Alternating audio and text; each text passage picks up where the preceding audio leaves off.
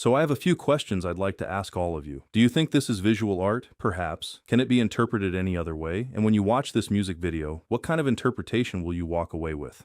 And the reason I ask those questions is because of this. I'm not sure exactly when this interview was shot, but just listen to what she says here. I like the idea of I did it on purpose, and then it's this big ruse to like make people react. Right. But I also like the idea of what it is that I love this piece of visual art. I like this visual for this sound.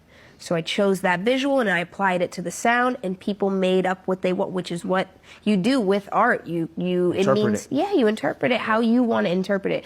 Everybody has the right to interpret it how they want, but this whole like you're a Satanist, very confident Satanism thing is like, I'm sorry, when the f did I say that I was a Satanist? right? When did I ever say anything, or even go marching outside the church talking about, no, when the f did I say that?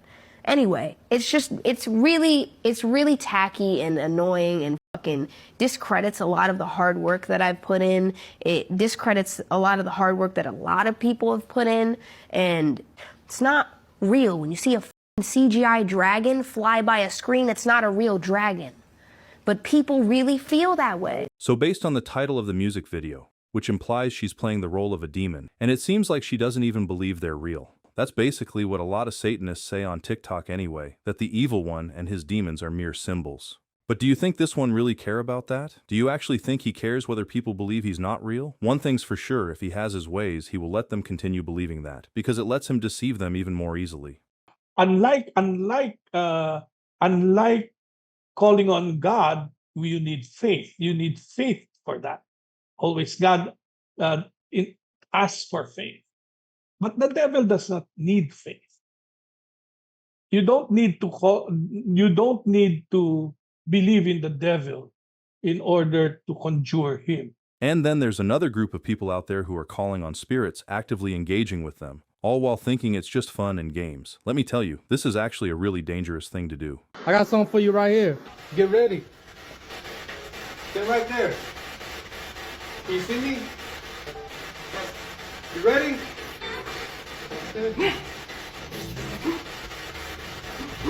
But look, we got the stand right there, the light stand.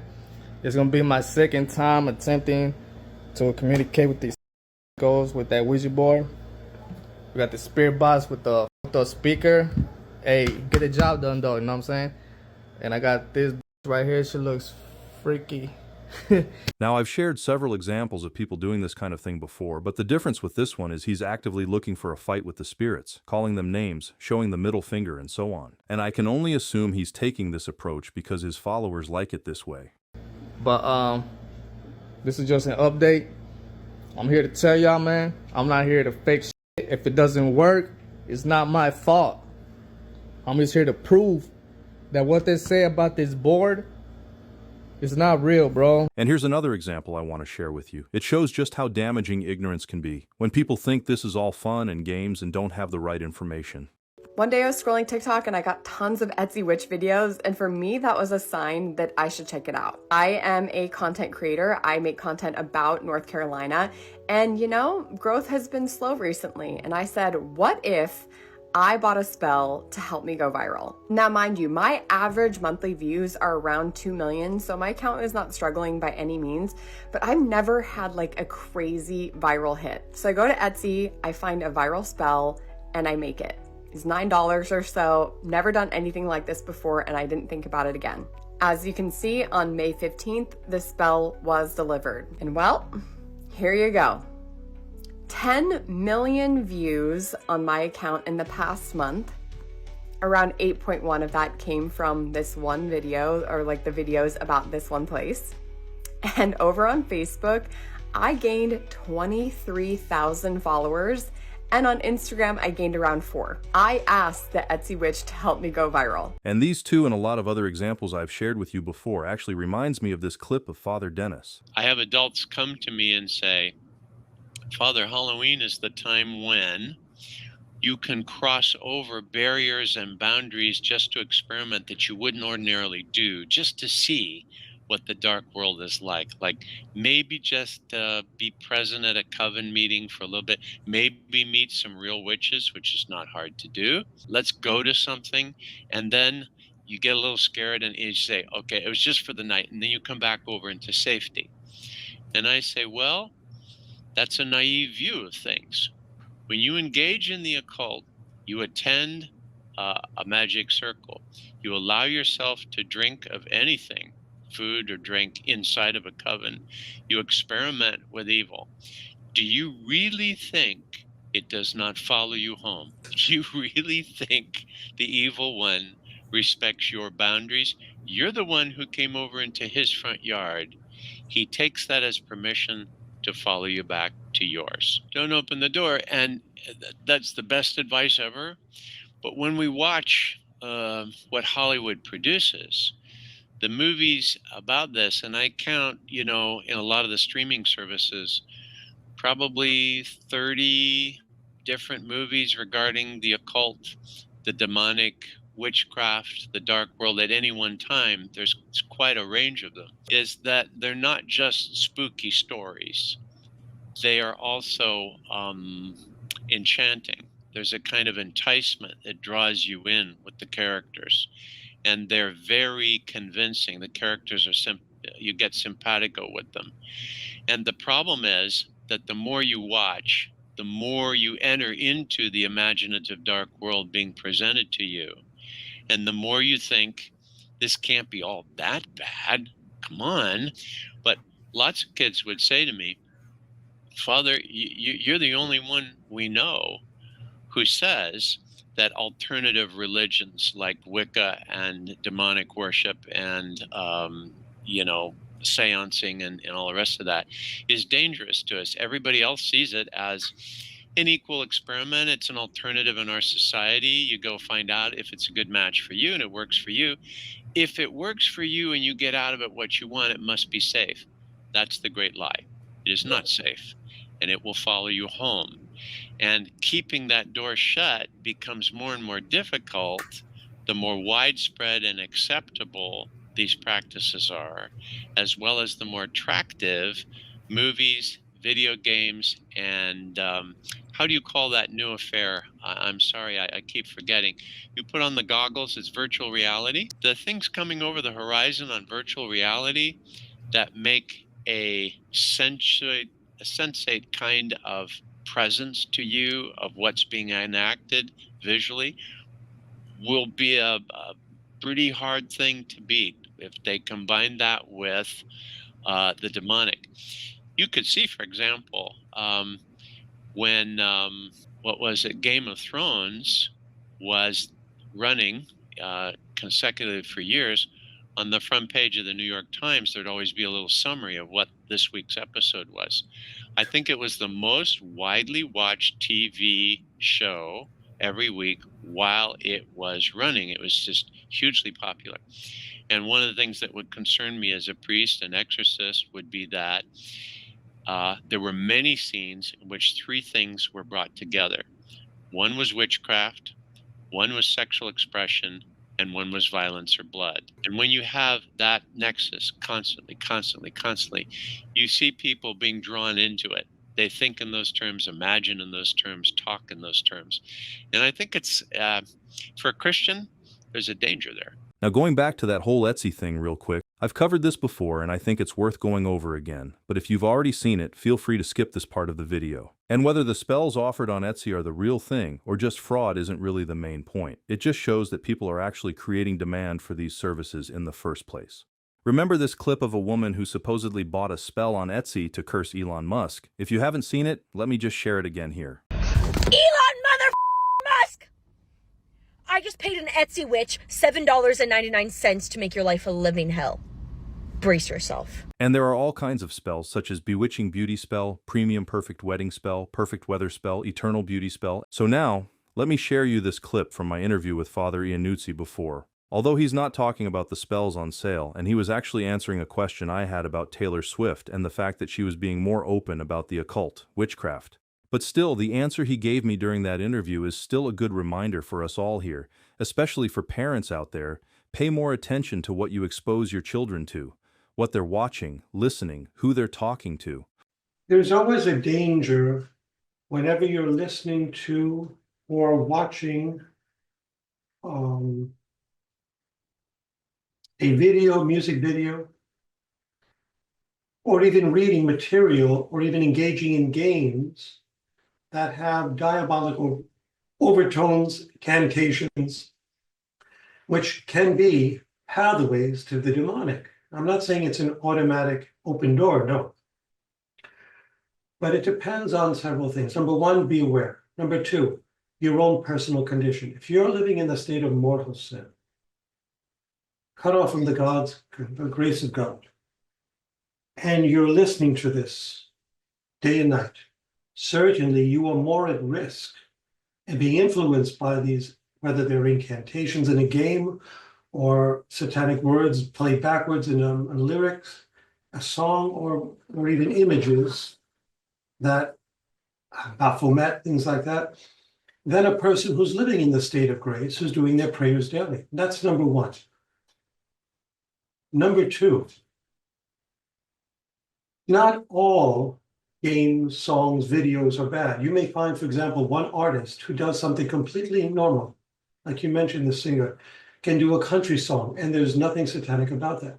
Then later on in their career, they go bad, and then they start including into their songs these satanic and Baphomet imageries and symbols and incantations and garments, gesticulations, and so forth.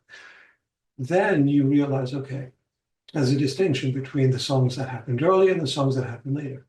The bottom line is, stay away from all that which endorses and promotes Lucifer and his symbols. Who would even want to approach those things? And the children, remember, you mentioned girls, young boys and girls follow, and they don't know what's going on. It's the parents' duty, first and foremost, not the child's, to allow them to have exposure to such things. And this is where the parents are at fault. Until these children are of the age of maturity and adulthood, which is mostly 18 throughout the world, it's the parents' job to monitor carefully everything they listen to and watch.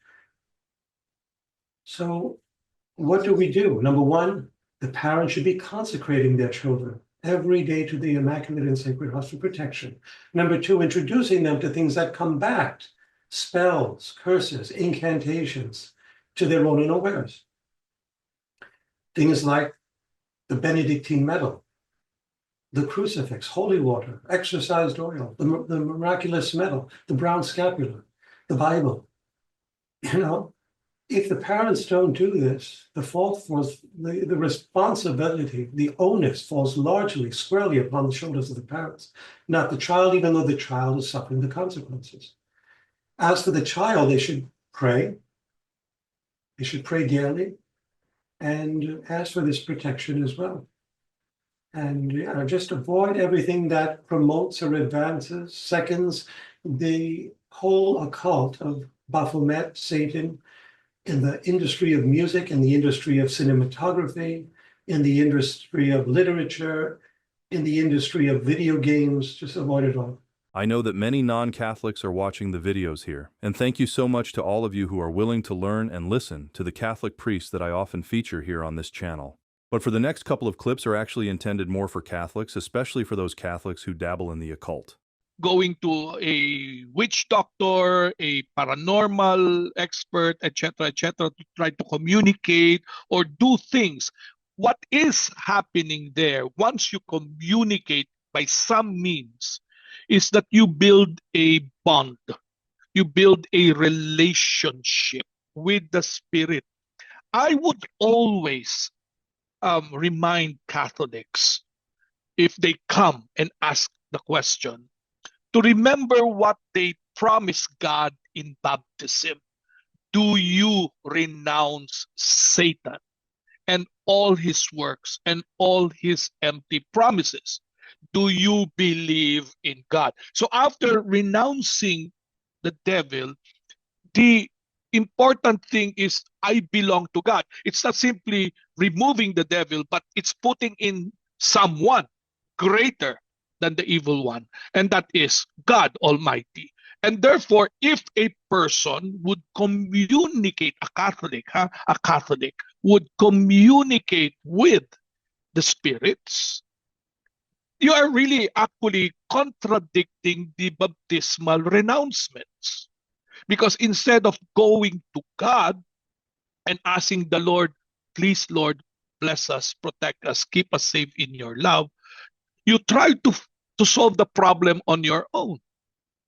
And you'll never win with that kind of disposition, because you are now encountering a spirit that is totally superior to us in all ways, in many ways. And the following clip of Father Winston is more in line, addressing the whole thing about Etsy. That's the thing about these interviews I had with the exorcists in the past. They're always relevant to address many issues we have then and now. When you go into occult practitioners, some of them are high-end ones, no? So they earn money for consulting them. So that's one. Others are there are others that are real manifestations, but our view as Catholics, no, I would like to only address myself to Catholics, and those who would like to learn what the Catholic Church says and would like to follow that. Because if you open the suggestion that I'm giving to non-believers, they would not really understand. They would prefer to go to these practitioners, and because it seems to be effective. It seems to be effective. They think that solves things, but really, what is happening is that understanding it, you're just making the spirits quiet, or the spirits are pretending to be quiet, that you were able to eradicate them, you were able to remove them, or you were able to appease them, and so you become complacent. But actually, the spirits move and work underneath. They are stealth beings. They would prefer not to make themselves manifest so that they can work in one's life without you knowing that slowly they are able to get you. That's how it always works. In the Ministry of Spiritual Liberation and Exorcism, Clive, there is no case that you have a random possession or a random attack. It does not happen. The attack always occurs because you welcome the spirit one way or the other. And there are various possibilities on how they are invited into one's life. And I said already, one of those you have mentioned would be through practices, occult practices. And the church is very strong on this, warning us, warning humanity, warning human beings, human persons, and not only Catholics, but of course, most especially for Catholics, to be wary of this kind of practices, because they are deceptive creatures. The evil spirits are deceptive, and you will never be able to really fight them head on without the grace and power of God Almighty. We, meanwhile, as Christians and Catholics, rely on God's help. We in fact, we have a prayer when we start, our help is in the name of the Lord who made heaven and earth. That is a brief prayer, but it's also a proclamation of faith. Our help is from the Lord who made heaven and earth. And therefore, we don't ask help from, unknown practices that are really actually very dangerous. Well, that is all for the video this time. Again, thank you so much for taking a little bit of your time to be here with us. Always remember that if ever you have any feedback or suggestion, please don't ever hesitate to let us know in the comments below.